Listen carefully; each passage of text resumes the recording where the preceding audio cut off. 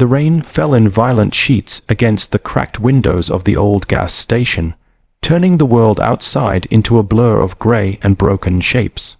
Inside, amidst the flickering lights and the smell of gasoline and damp concrete, a small boy stood frozen near the counter, his hands trembling as he clutched a half-empty bag of chips he had not paid for.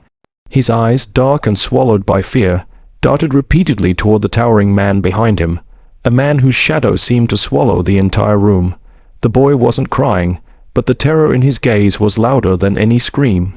When a group of bikers wearing the unmistakable insignia of the Hells Angels rolled into the station moments later, engines growling like thunder, everyone inside stiffened. No one expected what the little boy would dare to do next, or how one man among those feared bikers would respond in a way that would change everything. If you believe in kindness, second chances, and the power of unexpected heroes, please like, comment, share, and subscribe to KindHeartsHub. Your support helps keep stories of hope alive. The boy had been surviving on fear, instinct, and silence for far too long. His name was Ethan, and though he was only 9, life had carved into him a certain heaviness children were never meant to carry. The man behind him, his mother's boyfriend, had dragged him along for the road trip that wasn't a trip at all, but rather a desperate run. Ethan didn't understand the details, only that the man had become angrier over the last few months, more suspicious, more violent, and that his mother had begged him under her breath to stay quiet, stay invisible, stay small.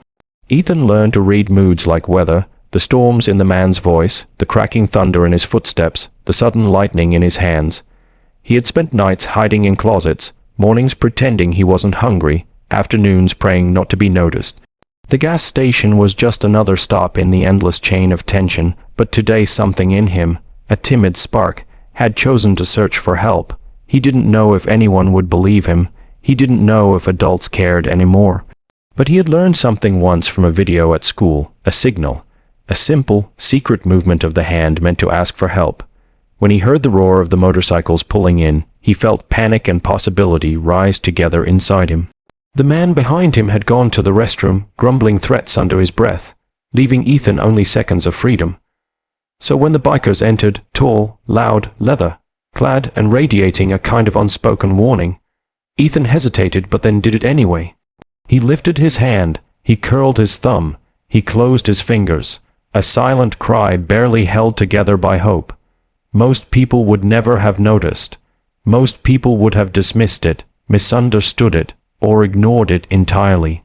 But one biker, broad-shouldered, weathered skin marked by time and tattoos, eyes startlingly steady and calm, saw everything.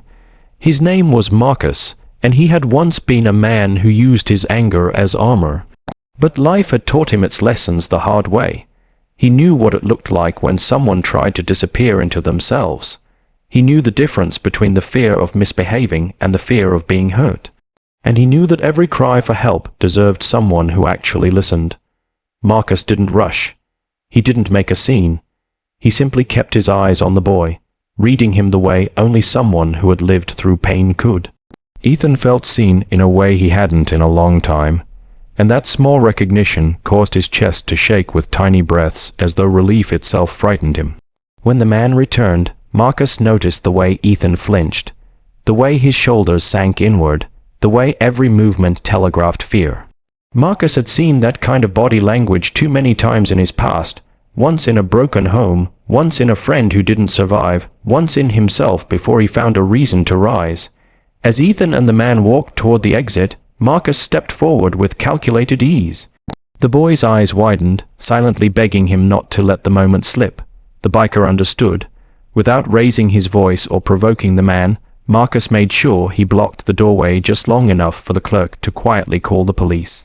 Moments later, a woman in the parking lot approached under the pretense of asking for directions, subtly positioning herself between Ethan and the man.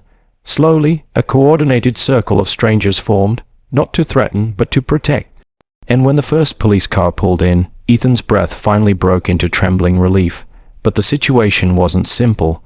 The man grew aggressive, shouting, claiming the boy was lying, claiming he had rights, claiming they had no proof. Ethan stood frozen, tears finally streaming as he realized everything depended on whether anyone believed him. Marcus stepped forward. not to intimidate, but to steady. He spoke with a calmness no one expected from a man often labeled dangerous by appearance alone. He told the officers exactly what he saw, how the boy signaled, how he reacted, how the fear in Ethan's eyes wasn't imagined. Others corroborated. Strangers found courage in each other, and for the first time in a long time, Ethan felt like the world wasn't against him. After the man was taken into custody, the officers knelt beside Ethan, asking gentle questions, offering warm reassurances. The boy answered with halting honesty, describing the months of fear, the bruises, the yelling, the places where he had hidden just to feel safe. It became clear that this incident was not a misunderstanding but a rescue that had been waiting too long. Ethan's mother arrived shortly after, disoriented and crying as she ran to him. She had been trapped in her own cycle of fear, unable to protect herself or her child until someone intervened. Ethan clung to her, burying his face in her shoulder while she whispered apologies and promises she meant with every fragile fiber of her being. Marcus stood at a distance, arms crossed, his expression unreadable yet softened by something almost paternal. He knew trauma didn't vanish overnight.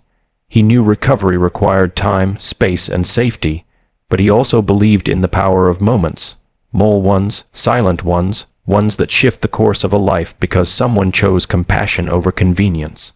As paramedics checked Ethan, the boy looked around until he spotted Marcus.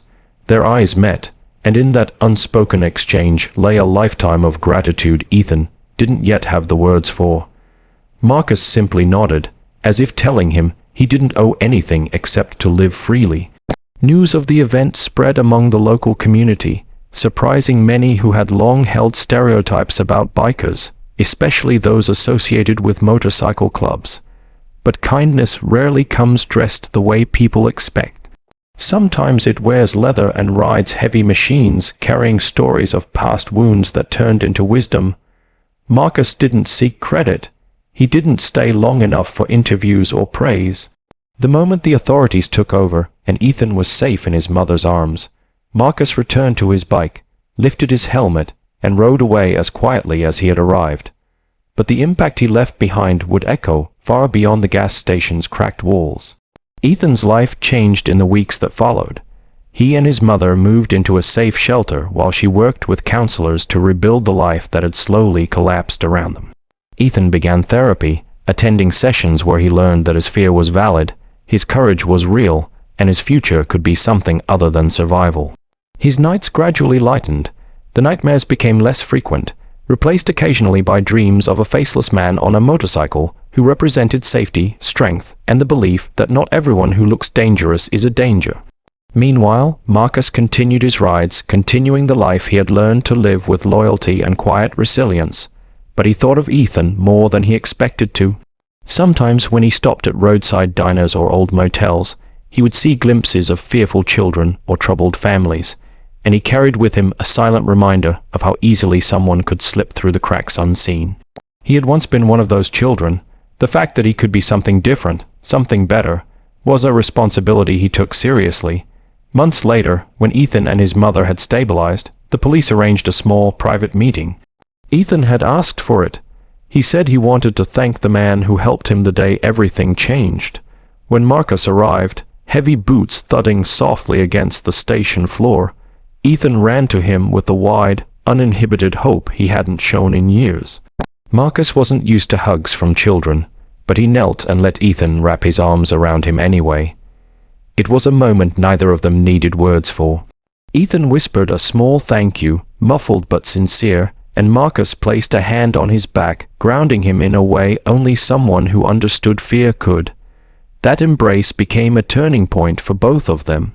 Ethan learned that heroes come in many forms, sometimes with rough hands and unpolished edges. Marcus learned that even the smallest act of attentiveness could ripple far beyond the moment. Their paths diverged afterward, Ethan going on to rebuild his childhood, and Marcus continuing his quietly compassionate life. But the connection remained, a reminder that kindness often appears in unexpected places. Years later, Ethan would look back on that stormy night with clarity and gratitude. He would grow into a confident young man, shaped not by the trauma he endured, but by the kindness that saved him. He would share his story with others, classmates, friends, eventually strangers, encouraging them to pay attention, to listen, to believe in the silent signals people send when they're too scared to speak. And in every retelling, he would always mention the biker who didn't walk away when it would have been easier to mind his own business. Stories like Ethan's travel far, inspiring people to be vigilant, compassionate, and brave. And at the heart of it all lies one truth: heroes are not always the ones society expects. Sometimes they are the people who once struggled themselves, who understand pain enough to recognize it in others. Sometimes they are the ones who choose to stop, to look closer, to lean in when others step away. If this story touched your heart, please like, comment, share, and subscribe to KindHeartsHub. Your support helps spread awareness, compassion, and hope to those who need it most. And before we end, special request: comment "I stand with kindness" if you believe every child deserves safety, love, and protection.